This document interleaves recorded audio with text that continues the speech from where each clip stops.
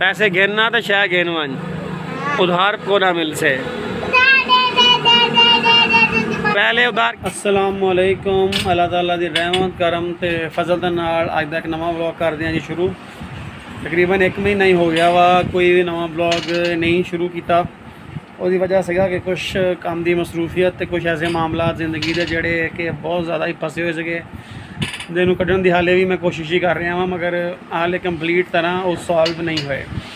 तो दूसरा अपने दुकान जी सी जिन्स की सीड की वो ना कन्वर्टेड कर रहे हैं आहिस्ता आहिस्ता करियाने नूं। तो करियाना सीड प्लस जोड़ा वा ना होर भी जिन्स के काम जोड़े ना वो नाल ही इनवॉल्व कर रहे हैं ताकि सैटअप जोड़ा वा ना वो अच्छा बन जाए।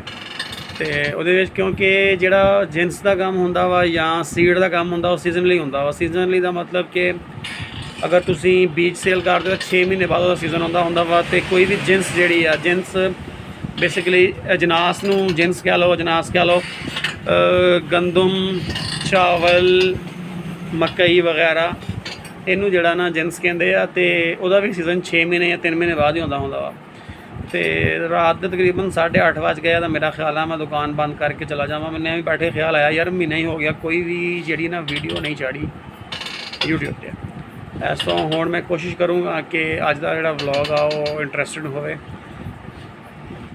अच्छा जी पट्ठे वड़ लिया मैं मशीन तो हुण चक के उस तो बाद स्प्रे करनी 3 टैंकियाँ कमाद प्लस मक्की जी बीजी हुई है वो 9 बजे तक दुकान पर पहुँच जावा मगर लगता तो है कि शायद पहुँच ही जावा। हाँ पट्ठे वड्डे पट्ठे वड़न की सहूलत है कि मशीना वड़ हो जाते हैं 5 मिनट लगते पट्ठे दियाँ लाइनां वढ़ के तो जान छुट जाती है। नहीं तो हाथ ना वढ़ने हो मेरे अगर बंदने तो बस फिर असी वढ़ लाए। अब 5 भरियाँ हो जानियाँ पट्ठियां दियाँ शायद 5 तो भी ज़्यादा हो जान।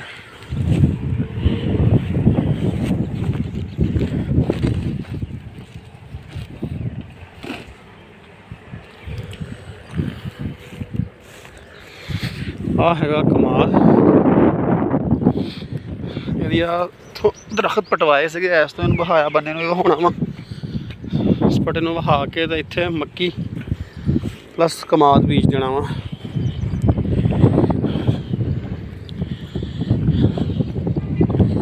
आ नक्का जोड़ा मेरे हमसाया का टुटिया नक्का उतों उन्होंने तोड़ के तो इधर मेरे वाले पासे सिटता ना कि बन्ने तो रखिया ना उस बन्ने तो रखिया इत्थे रखिया। हुण इनू मैं चुके अगर उत्ते रखूँ इन्होंने फिर कितने सिट देना। फिर इन्होंने अपने जिमीदार दसना वा कि भाई बड़ा ही जुल्म हो गया साड़ी तो पता नहीं किन्ने लखां की फसल दरान ने खराब करती आ। रकां दे आ काम हुंदा मतलब दोवां जिमीदारां दे विच लड़ाई पाउणा।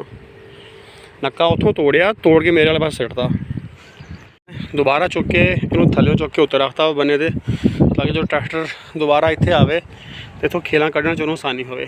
आ कमा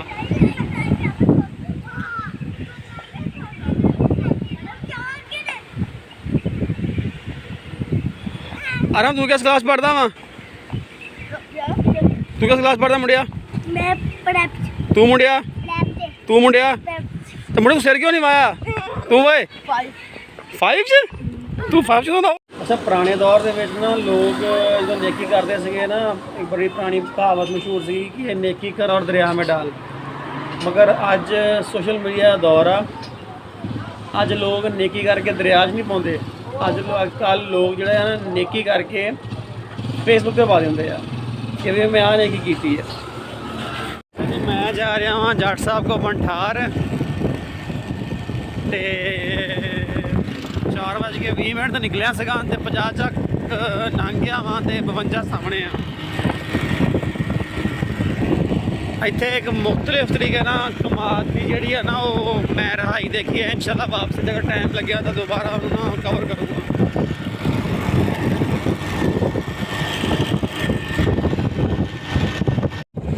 अच्छा मैं ना दोबारा उस जगह पर पहुँच गया वहाँ तो मैं कोशिश करूँगा तो थानू कमाद दिखावां। आ देखो आ कमाद का इदा लगे ये इन्होंने गन्ना जोड़ा वा ना वो साइड से खड़ा किया वा। मैं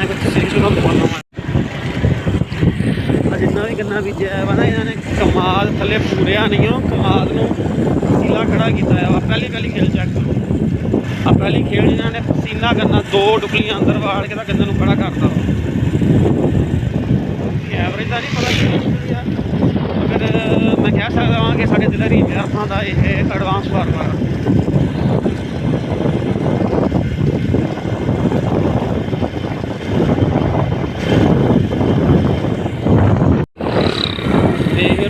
चलिए पिंड पर खांदा नहीं खांदा साढ़े घरों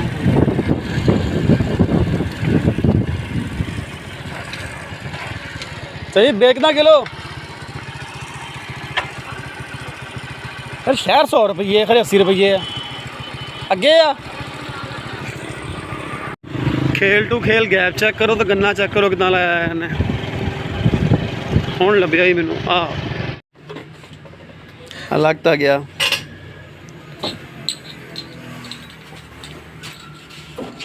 बैवन वीडियो ना बना तू छोड़ क्या गेंद से सौदा रे क्या तरी दा खीर ब्या 60 रुपए दा आटा 60 रुपए का आटा ब्या दादी शह को ना गेंद सी है जी बकाया अच्छा जी सुबह हो गई आ ते मैं जरा ना 2 दिन पहले स्प्रे की सी ਉਹੀ देखण आया कमाद की कि कोई रिजल्ट भी आया कोई कमाद प्लस मक्की आ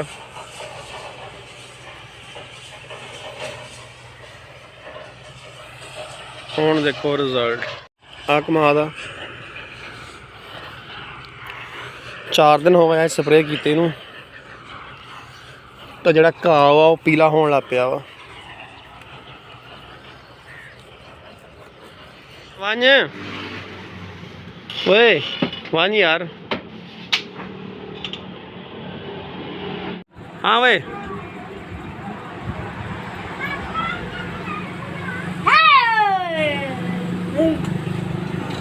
पैसे गिनना तो शाह गिन वांज उधार को ना मिल से